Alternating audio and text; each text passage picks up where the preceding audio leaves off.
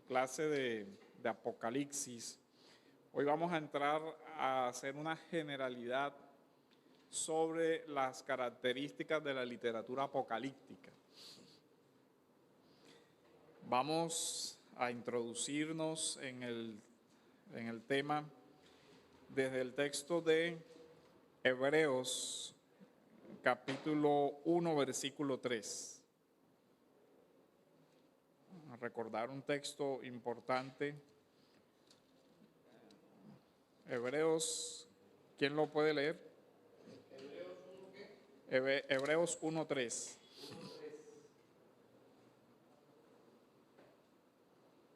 El cual, viendo el resplandor de su gloria y la imagen misma de su sustancia, y quien sustenta todas las cosas con la palabra de su poder, habiendo efectuado la purificación de nuestros pecados por medio de sí mismo, se sentó a la diestra de la majestad en las alturas.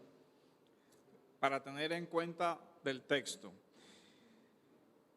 El texto está hablando de que Jesús es quien constituyó el universo por medio de su palabra, en el versículo 2.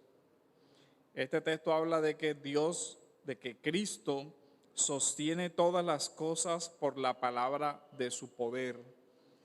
Y habla de la purificación de nuestros pecados, o sea, la redención, y después nos habla de se sentó en la diestra, en la majestad en las alturas. Es importante ver para la literatura apocalíptica la relación directa que hay entre Cristo y su creación. Cristo sostiene por su palabra todas las cosas. Cristo gobierna la realidad. Es un presupuesto esencial para la literatura apocalíptica el saber que la historia está regida por Cristo. Cuando uno ve la historia no como una sucesión de eventos naturales, sino como dirigida por Dios, guiada por Dios, con un propósito, con un objetivo, puede entender el objetivo de la literatura apocalíptica, que es mostrar que la historia no se desarrolla por una causalidad natural o por eventos materiales solamente, sino que la historia es regida por la soberanía divina. Cuando se aborda la apocalíptica contemporánea, casi siempre se cree que el universo va a llegar a su fin por un conglomerado de causas como terremotos, como maremotos, como huracanes, como truenos, como no sé qué. En fin, por un conjunto de causas naturales. Y no es así.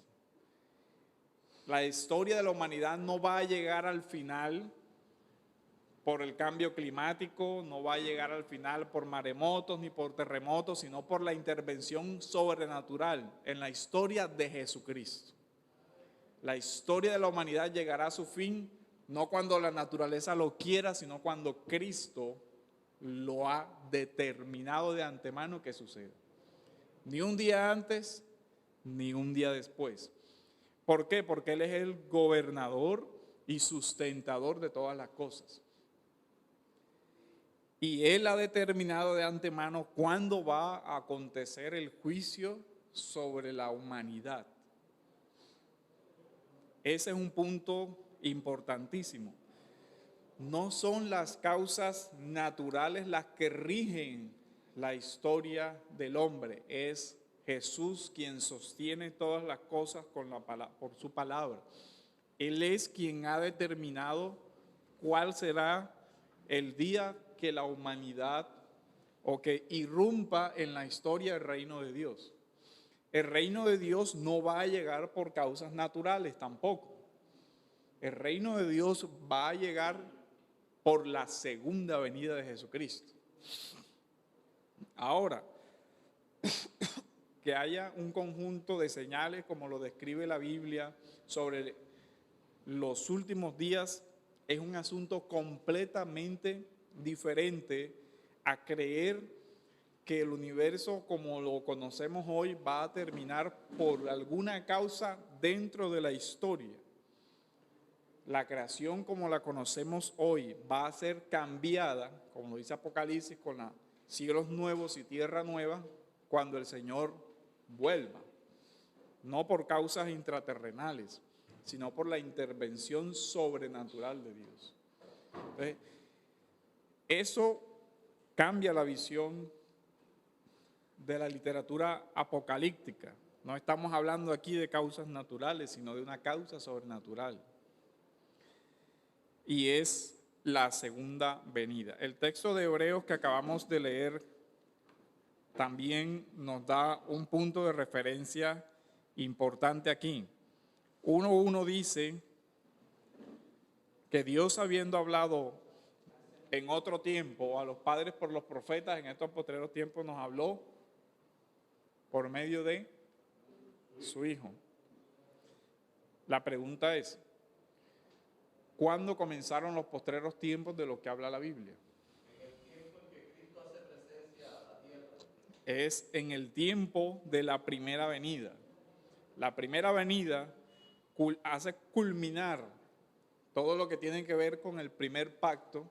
Por eso habla de los patriarcas y los profetas, para referirse a toda esa etapa, y después inician los últimos días que comienzan desde la venida, desde la primera venida hasta la segunda venida. El texto de Apocalipsis comienza en el versículo 1 diciendo: la revelación que Dios le dio para mostrar a su siervo las cosas que deben suceder pronto. En un primer lugar, la literatura Apocalipsis se está refiriendo a sucesos que estaban cercanos, pero también a sucesos más lejanos. El hecho es que las cosas que deben suceder pronto no van a suceder porque sí, o no van a suceder porque se dé un conjunto de causas naturales. Van a suceder porque el Hijo de Dios, quien toma en sus manos el libro de la historia, comienza a desatar los sellos. Y ahí más adelante nos vamos a detener en esa parte específica. Pero entrando a las características de la literatura apocalíptica, yo quiero resaltar que el objetivo de esta literatura, lejos de aterrorizar o intimidar al creyente, busca completamente lo contrario. Busca estimular en el creyente la fe, la esperanza, incluso la alegría. Vea Apocalipsis capítulo 1, en el versículo 3.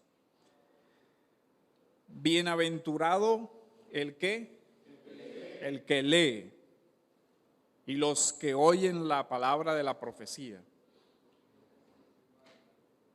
O sea que el objetivo del libro es ¿cuál? El texto fue escrito para la alegría del creyente.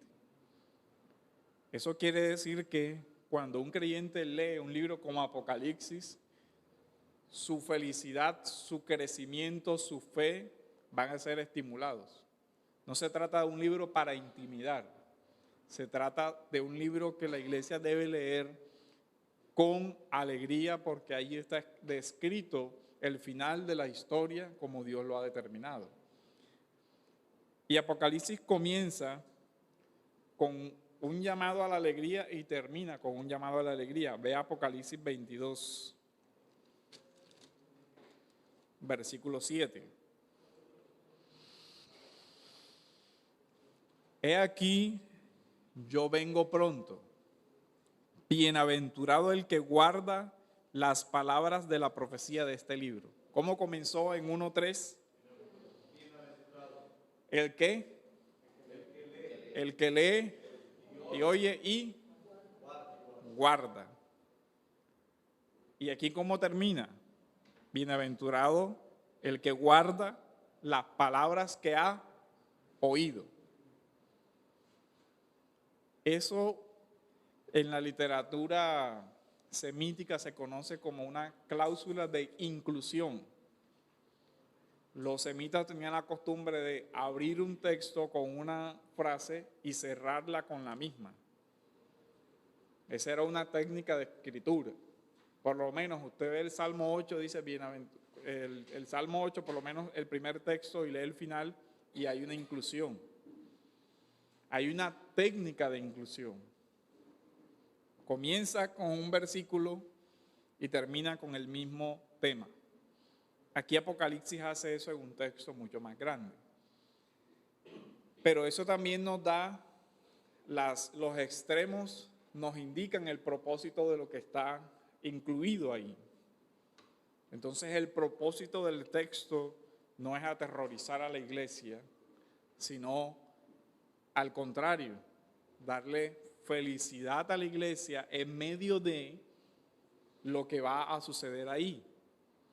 En medio de la persecución, en medio de la tribulación, en medio del dolor, la iglesia ve la historia de una forma distinta. ¿Por qué? Porque ve la historia como regida por Cristo. Entonces, el propósito de la literatura apocalíptica, que es la primera característica de esta, es cultivar la esperanza, cultivar la fe, cultivar la felicidad, la alegría, el gozo del creyente en medio de la tribulación incluso.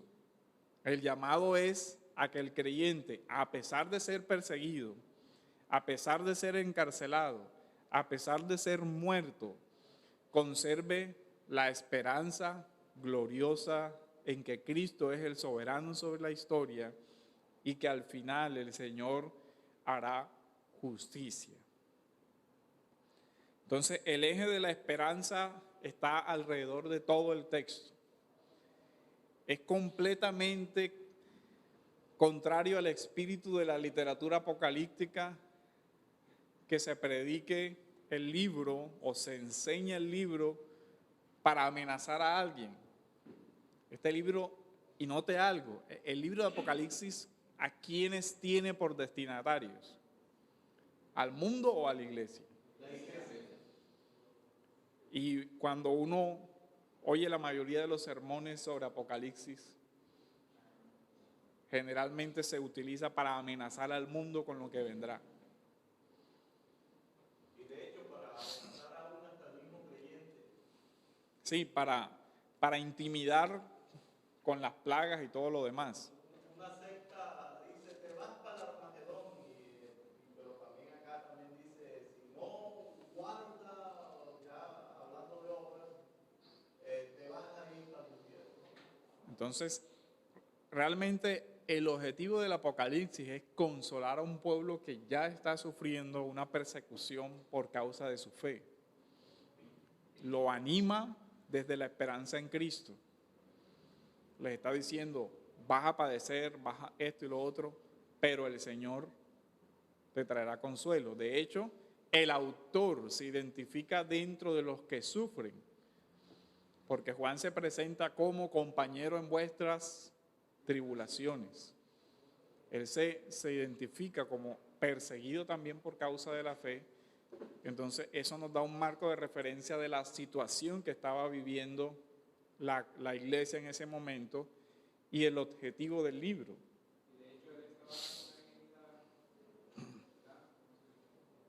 Entonces, esto se basa en una esperanza que tiene como centro a Dios. Es una esperanza teocéntrica que se basa en el gobierno soberano de Dios. Alguien que por favor vaya a Apocalipsis 4, versículo 2. Entonces, es el gobierno soberano de Dios en dos aspectos, sobre el tiempo presente y sobre el reino futuro. O sea, Dios reina sobre este mundo y sobre el mundo venidero. Y en este mundo reina sobre su iglesia y sobre todas las naciones. De ahí la estructura de las 7 cartas para la iglesia y la referencia a todos los juicios donde también está la iglesia, pero que muestran a la iglesia la justicia de Dios al ejecutar su justo juicio sobre la humanidad que no se ha arrepentido. Apocalipsis 4:2. Y al instante yo estaba en el espíritu, y aquí un trono establecido en el cielo, y en el trono uno sentado. Un trono y en el trono uno sentado. Es un solo trono el que gobierna la historia. Es un solo trono el que gobierna el devenir de cada ser humano. No es Cristo y el diablo. No es una pelea ahí entre vamos a ver si alguien gana. El texto es claro de que hay un solo trono que gobierna la historia de la humanidad. Ahora, ¿eso quiere decir que no haya una actuación real de Satanás o de sus demonios? No, porque el texto la señala ampliamente en el recorrido de Apocalipsis. Lo que el texto sí deja claro es que no son otras fuerzas las que gobiernan el universo, sino que es Dios quien por sí mismo gobierna el mundo y toda su creación. Esa es la esperanza para el tiempo presente. Si Cristo gobierna sobre la historia, cualquier acontecimiento dentro de ella está dentro de su soberanía y dentro de lo que Cristo controla. Entonces, ese es un punto de vista importante. No hay agua. En ese mismo capítulo 4, en el versículo 8,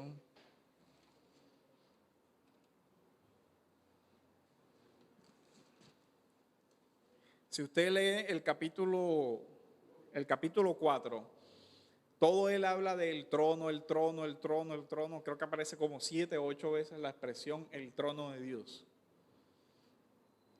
Entonces, el devenir, el resto del relato que viene es lo que va a acontecer a partir del trono de Dios. Es decir, aparece Dios reinando. Aparece con el libro de la historia en su mano. Y note algo, después el texto va a decir, no que el Padre le entrega el libro al Hijo, sino que el Hijo toma el libro. Ya ve la teología del texto. No es el Padre extendiendo la mano y entregando el libro, sino que es el Hijo extendiendo la mano y tomando el libro. ¿Por qué? Porque ya textos anteriores han dicho, porque Él es digno. ¿Y por qué Él es digno? Porque Él murió y resucitó. Por eso Él es digno de tomar el libro y de desatar sus sellos. Entonces, el eje de Apocalipsis está en quién es Cristo. Aquel que es digno de tomar el libro y de desatar sus sellos, y aquel en cuya mano está la historia de la humanidad. O sea, en el Cordero que fue inmolado, sobre él está ahora el destino de la humanidad. Por eso Hebreos dice, quien sostiene todas las cosas es el Cordero de Dios. Cuando Él lo determine, entonces su mano será la que dé fin a aquello que está sosteniendo, para darle inicio a el reino de Dios.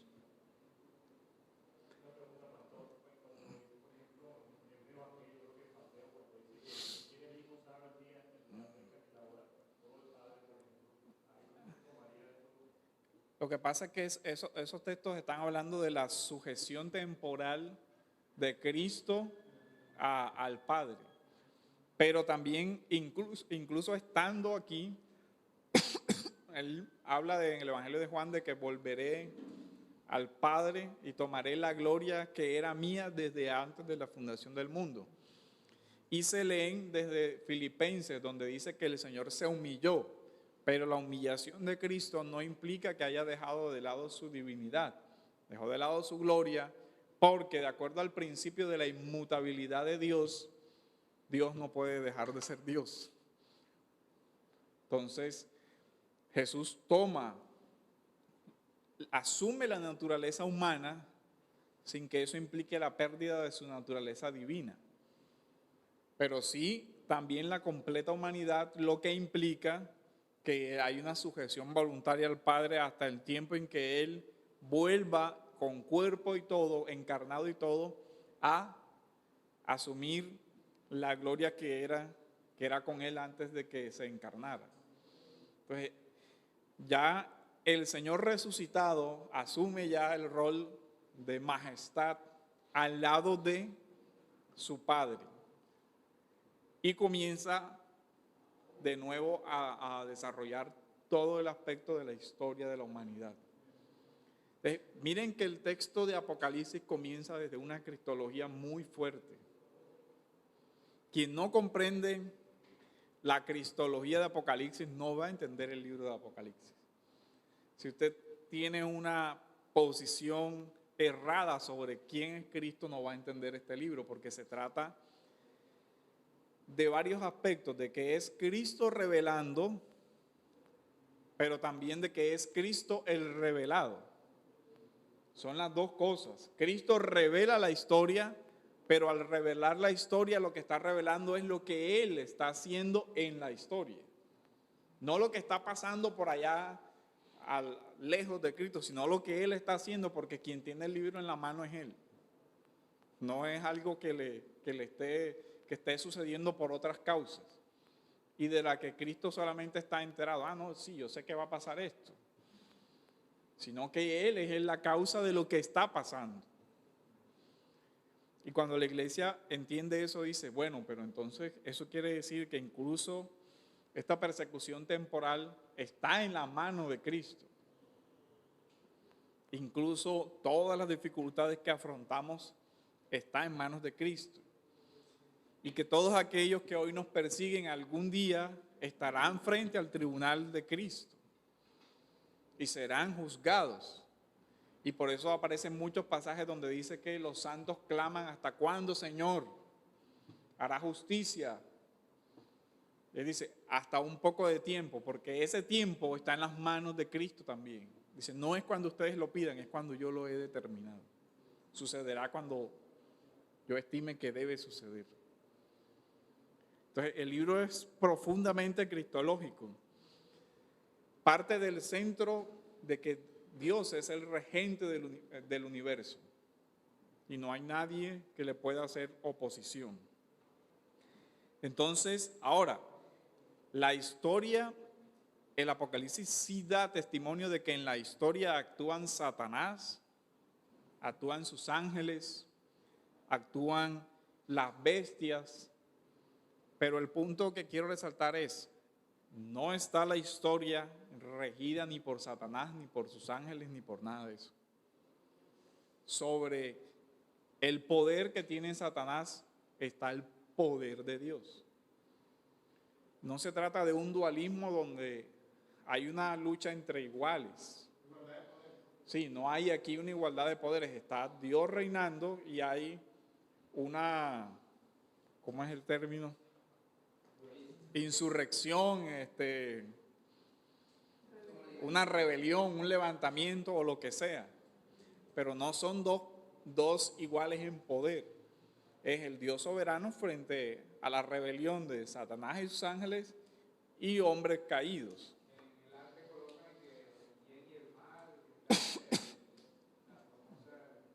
Sí, no se trata de un dualismo de dos potencias iguales, o de un yin y un yang, de una fuerza del bien y una fuerza del mal, no.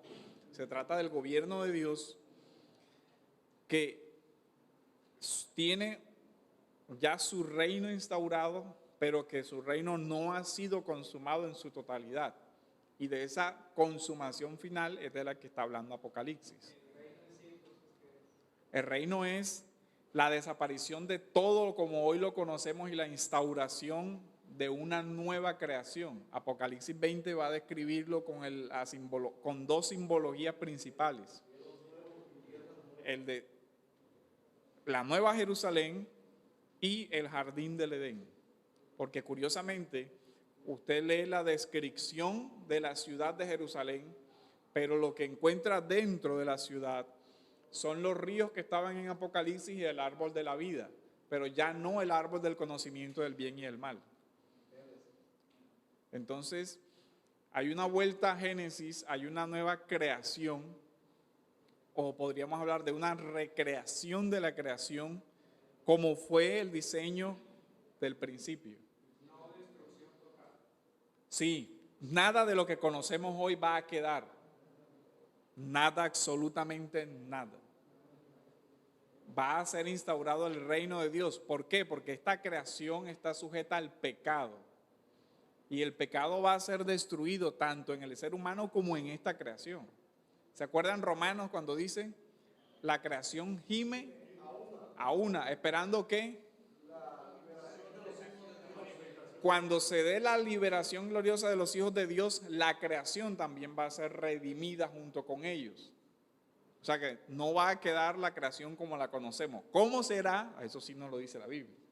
Pero lo que sí estamos seguros es que no es como hoy es. ¿Por qué? Porque lo más bello que nosotros vemos hoy es lo más horrible que quedó después de la caída. O sea, la belleza que todavía el hombre ve hoy no es ni así de cercana a la belleza del diseño original. Esto fue lo que, imagínense, esto es lo peorcito que quedó.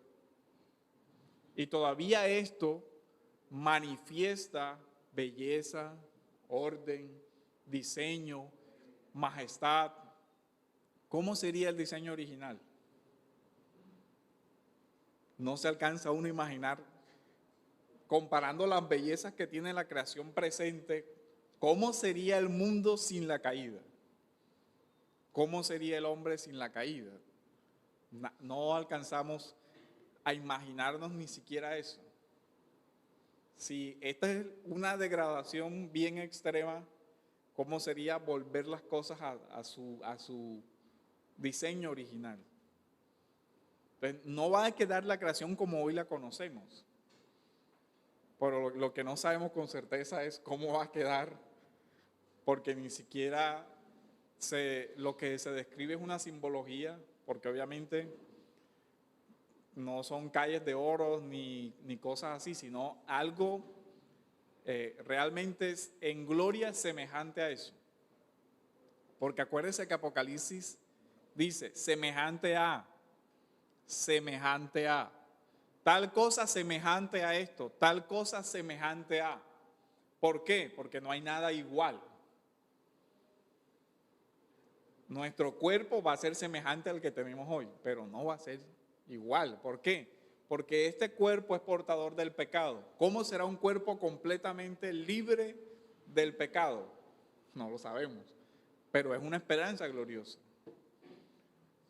Frente a esa esperanza, ¿qué hay de que maten este cuerpo? Frente a la promesa de una resurrección tan gloriosa como esa. Es lo temporal frente a lo eterno. Por eso Cristo le dijo a los apóstoles, no teman al que mata al cuerpo, mas el alma no puede matar. Exacto, porque es que si alguien puede tocar lo temporal, solo Dios puede tocar lo eterno. O sea, solo Dios. ¿Cómo quedará realmente el mundo después de que haya sido redimido? Es algo que realmente da alegría pensar. ¿Cómo será ese mundo nuevo y esos cielos y tierra nueva? No son cielos y tierra remendados, son cielos y tierra nuevos. No es que Dios cogió y le echó, vamos a echarle un poquito de pinturita aquí, retoquemos esto y arreglemos este desorden. No, cielos nuevos, tierra nueva. O sea, algo completamente diferente o igual a, incluso mejor, porque en el nuevo cielo y nueva tierra ya no estará el árbol de la ciencia del bien y del mal. No, ya no habrá la posibilidad de pecar, porque ya no existe en el símbolo, ya no existe una nueva oportunidad de que comience un ciclo como el del Edén. Ya ese árbol no está. Y bien que esos son detalles muy significativos. Él describe el Edén, pero solo con el árbol de la vida, que es una representación de Cristo ahí. Ya no describe el árbol del conocimiento del bien y el mal. O sea, no va a haber la posibilidad de que otra vez el hombre extienda la mano y vuelva a comenzar la historia, porque estaríamos en una concepción cíclica de la historia y no en una concepción lineal de la historia, que es la que demuestra la Biblia. Son concepciones de historia diferentes.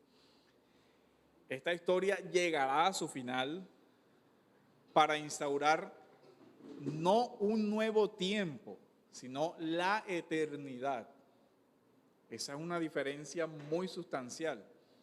No es que va a comenzar los días que comenzaron a contar en Génesis para comenzar a contar otros días.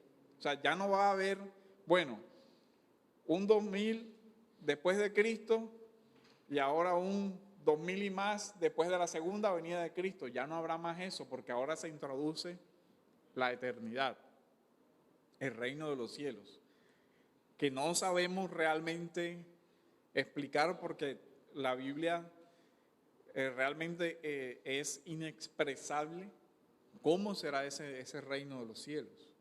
Cualquier imagen o cualquier comparación con la creación caída se queda corta, por la sencilla razón de que aquello será mucho más grande que lo que nosotros podemos ver.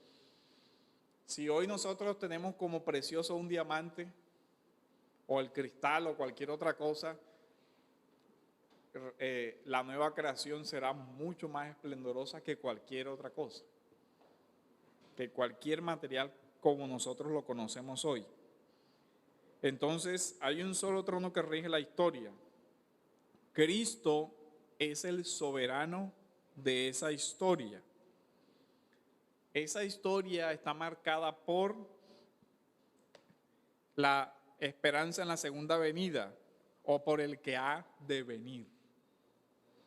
Apocalipsis 5:9. Mire que ya estamos, Apocalipsis 4, la visión del trono, ¿cierto? Apocalipsis 5, vamos a leer el versículo 1. Y vi en la mano derecha del que estaba sentado en el trono un libro escrito por dentro y por fuera, sellado con 7 sellos. Y vi un ángel poderoso que pregonaba a gran voz: ¿quién es digno de abrir el libro y de desatar sus sellos? Y nadie, ni en el cielo, ni en la tierra, ni debajo de la tierra, podía abrirle el libro ni mirar su contenido. Entonces, uno de los ancianos me dijo: no llores. Mira, el león de la tribu de Judá, la raíz de David, ha vencido. La iglesia estaba sufriendo persecución. Y el texto le dice: pero el Hijo de David ha vencido en tiempo presente. Y su victoria es nuestra victoria. Porque si Jesús murió y resucitó, nosotros junto con Él morimos y resucitamos.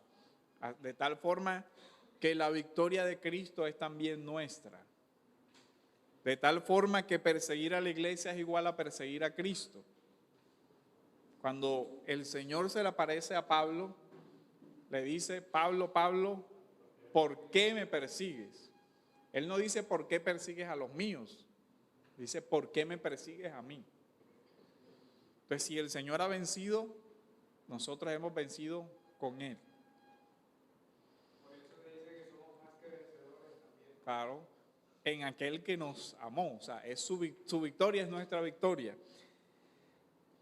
Ha vencido para abrir los libros, ha vencido para abrir el libro y sus 7 sellos, el libro.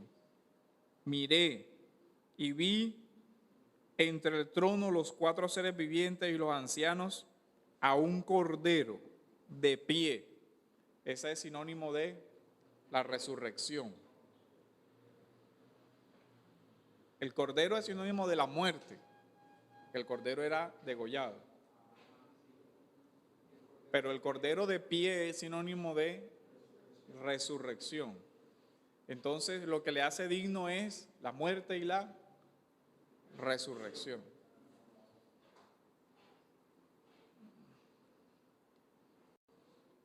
En el centro de la historia del Apocalipsis está la muerte y la resurrección de Cristo.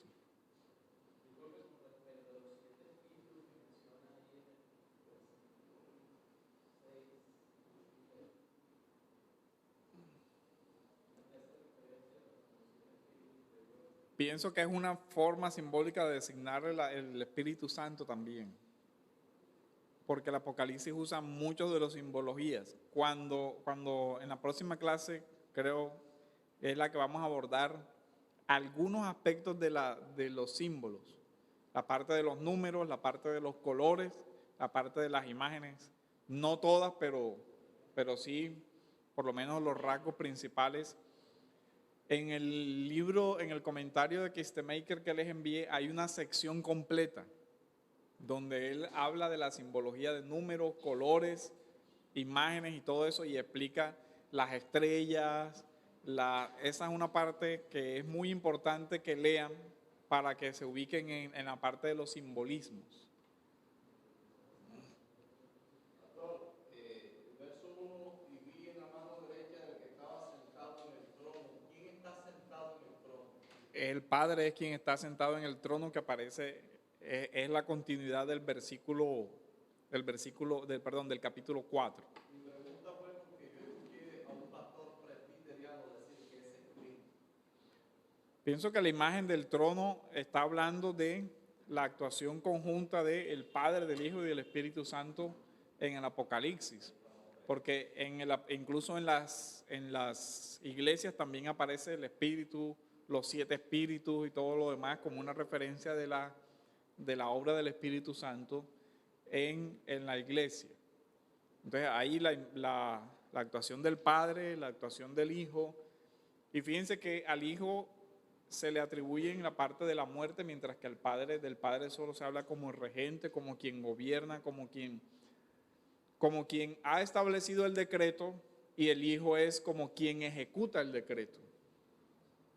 Entonces hay diferencias de roles. El Hijo no aparece haciendo lo que hace el Padre, ni el Espíritu aparece haciendo lo que hace el Hijo. El Espíritu aparece presente en la iglesia.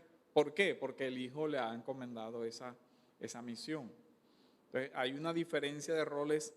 Hay una doctrina trinitaria también en el Apocalipsis, que es uno de los aspectos de la teología que ha sido también muy olvidado en el desarrollo. Realmente uno no se explica cómo de la tan alta producción de materiales sobre Apocalipsis no haya un libro sobre la cristología del Apocalipsis ni sobre la doctrina de la Trinidad en el Apocalipsis. ¿Por qué? Porque el enfoque siempre ha sido lo que va, la señal, va a pasar esto, va a pasar lo otro. O sea, el enfoque ha sido descubrir cuál es el último terremoto que enseña tal cosa. ¿Qué es lo que va a pasar cuando haga la guerra? Entonces, ¿cuál guerra es?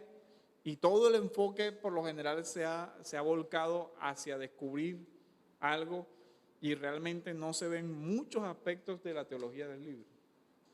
Se pasa de costado con unos temas que son también muy importantes. Entonces la idea es que se vaya corrigiendo esa visión. Vayamos leyendo Apocalipsis desde una mirada, desde la iglesia, desde el efecto del Apocalipsis en la vida del creyente. Y dice,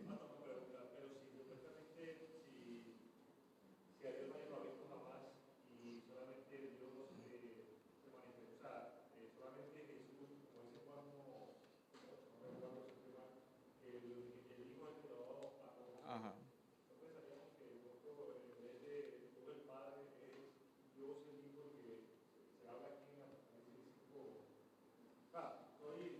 en el 5 sí, pero sí se dan cuenta que en el 4 aparece el trono, pero no hay ninguna descripción del que está sentado en el trono. Solamente te dice que hay alguien sentado en el trono, pero no da ninguna descripción, y eso es bien interesante. Pero de Cristo sí da descripciones. Entonces hay aspectos bien dicientes y muy sobresalientes. Ahora, miren que nunca la historia queda sin dominio, sino que la historia pasa de la mano del que está sentado en el trono a la mano del Cordero. O sea, siempre la historia está regida por el gobierno personal de Dios. O sea, la historia nunca queda como al azar, como que a fuerzas ahí, y vamos a llegar ahí. En el versículo 7 dice, y vino ¿quién? El Cordero. ¿Y qué hizo? Y tomó el libro de la mano, y note algo, de la mano derecha. ¿Por qué? Porque la diestra en la Biblia es sinónimo de ¿qué? De autoridad, de poder, de reinado. ¿Qué sostenía el rey en su mano derecha? Pues su cetro, que era el símbolo de su posición real. Entonces el libro es sostenido por la mano derecha y es tomado por Cristo.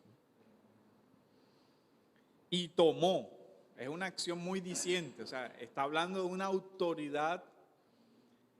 Acuérdese que antes Juan se preguntó, en el cielo, en la tierra, debajo de la tierra, ¿alguien podrá abrir el libro y conocer sus secretos? Y dice que lloró porque no vio nadie digno. Y se introduce el consuelo. El consuelo se introduce por la imagen de ¿quién? Del Cordero. Entonces fíjense que el anciano consuela ¿a quién? A Juan. Pero lo consuela diciéndole, hay uno digno. Tan digno es que no espera recibir el rollo de la mano del Padre, sino que lo toma por su propia autoridad. ¿De dónde viene esa autoridad? De la muerte y resurrección. De ahí viene su dignidad. Ahora, ¿quién determinó la muerte y resurrección del Hijo? El Padre. Por eso es que debería verse como el Padre es el que está en el gobierno de todas las cosas y lo concede a su Hijo. Mateo 28, por ejemplo, ¿qué dice? Toda potestad me es dada en los cielos y en la tierra. Y uno pregunta, ahí está en pasivo. ¿Por quién le fue dada toda la potestad? Por su Padre. Pero después de qué?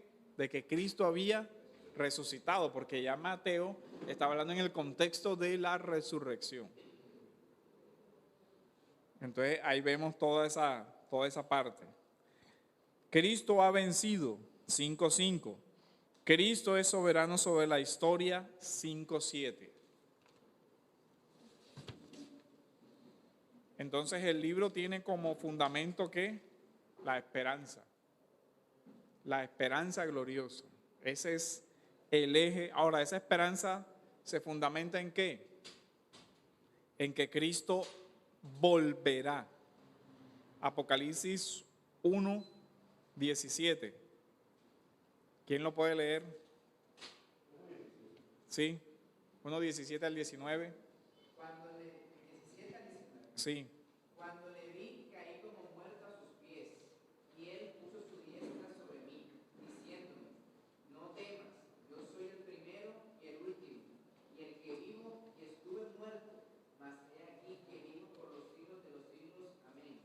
Y tengo las llaves de la muerte y del Hades.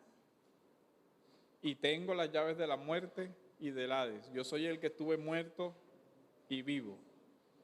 También de él se dice como aquel que ha de venir, quien vence al dragón y a las bestias. Apocalipsis 19 del 15 al 16. O sea que Cristo es quien vence dragón y bestias. Entonces ahí ya vemos el sentido de la esperanza. Ahora, es una esperanza también ética. ¿Por qué decimos que es ética? Porque al final el texto deja claro que la justicia y la verdad y el bien prevalecerán.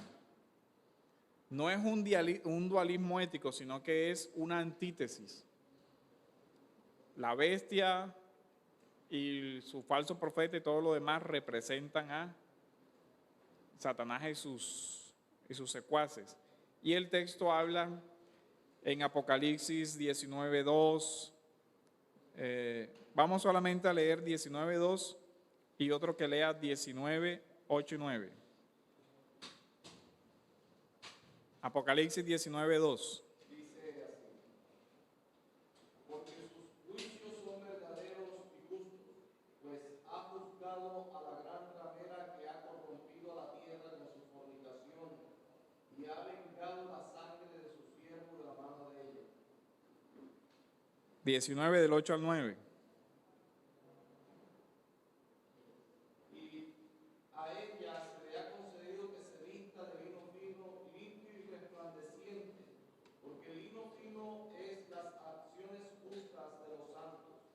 Y el ángel me dijo, escribe, bienaventurados los que son llamados a la cena de las bodas del Cordero. Y me dijo, estas son palabras verdaderas de Dios.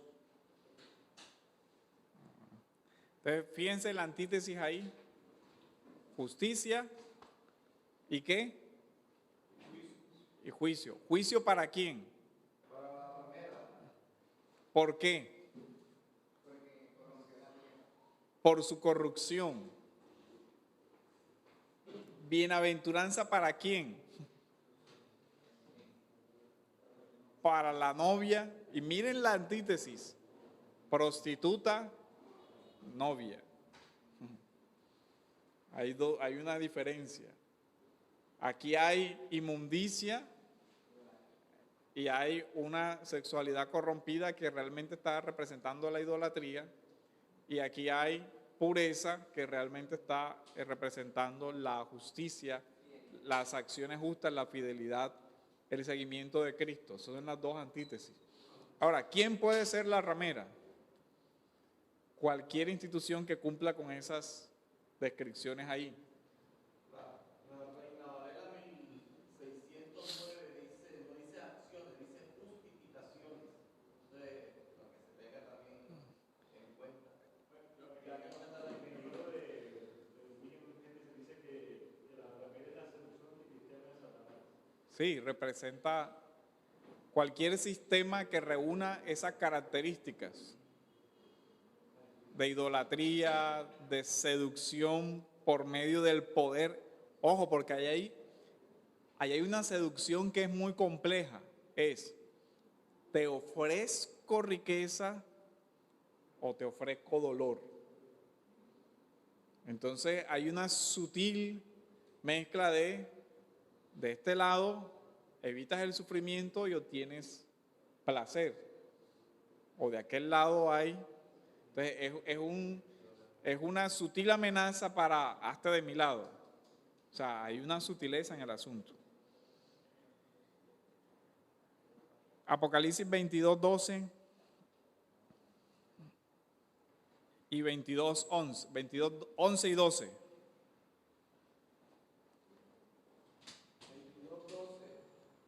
Vamos a leer 11 y 12. 11 y 12. El que es justo, el que es injusto, sea injusto todavía. Y el que es inmundo, sea inmundo todavía.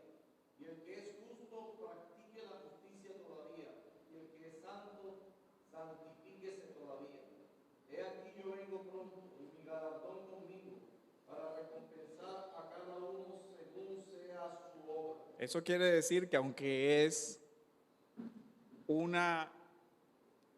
plan decretado por Dios, no exonera la responsabilidad de purificarse y de vivir en santidad. Aunque es un decreto eterno de Dios, el que Cristo está develando, eso no anula la responsabilidad personal. Si ve eso en la teología del Apocalipsis, el que es justo sea todavía, se esfuerce.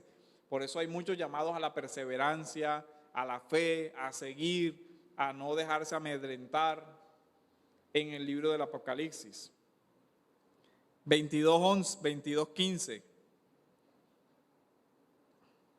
Mas los perros están fuera, y los hechiceros, los fornicarios, los homicidas, los idólatras, y todo aquel que ama y hace mentira. No tiene parte está fuera de ¿dónde? De la Nueva Jerusalén. Es decir, está fuera del reino de Dios todo el que persevera en eso hasta el final de su vida. Y las razones por las que se queda fuera son por la lista de pecados que están ahí expresadas. Ningún inmundo entrará. Entonces, el Apocalipsis también nos muestra que hay una esperanza y esa esperanza tiene una dimensión ética. Ahora, para el creyente no son sus propias obras las que le introducen en la ciudad, porque quien entra a la ciudad es aquel que ha blanqueado sus vestiduras en la sangre del Cordero. Entonces, la entrada a la nueva ciudad pasa por la sangre del Cordero degollado.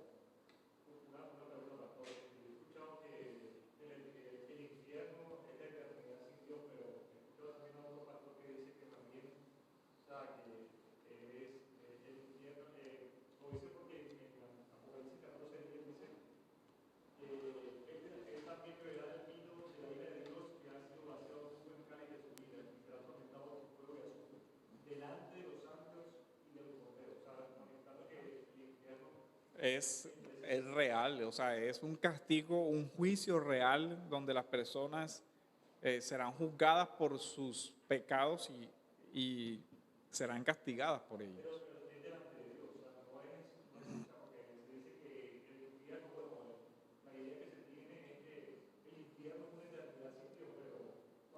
Pero, claro. Claro, es Dios el que está ejecutando el juicio contra ellos.